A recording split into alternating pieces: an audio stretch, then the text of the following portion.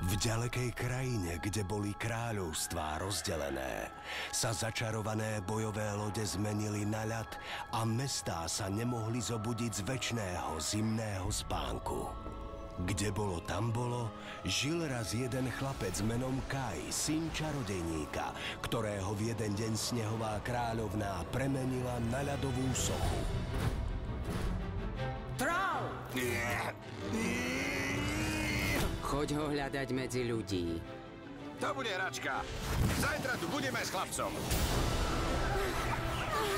Vydrž, Gerda! Nepúšťaj sa! Nechcem ťa znova strátiť! Gerda!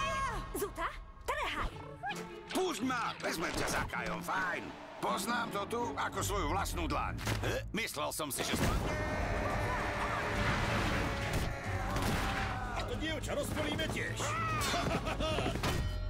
Skúsme to znovu. Odvážne dievča. Kam si poslal Kaja? K snehovej kráľovnej. Na ceste za do hrdinstvom. rodiska trolov. To všetci zmizli? Jeden prežil. Bol silnejší, bol odvážnejší a taktiež veľký fešák. Tak počkať, kde je ten mocný troll? Nájde si nových priateľov. Čo ťa privádza na toto miesto? Obezte ho! Som dobrý, spýtaj sa Gerdy. No? A riskuje všetko. Už to dievča konečne chyťte! Hlúpy troll! Orm. Ja sa volám Orm. A bojuje. Nikdy nevyhráte. A kto ma asi tak zastaví? Ja viem, čo mám robiť. Proti mrazivému zlu. Snehovej kráľovnej budeš potrebovať silu. Dám jej svojho soba. Bež, Ragnar, rýchlejšie ako vietor. Aby zachránila brata. Už nevládzem. Cítim sa tak sama. Nie si sama, Gerda.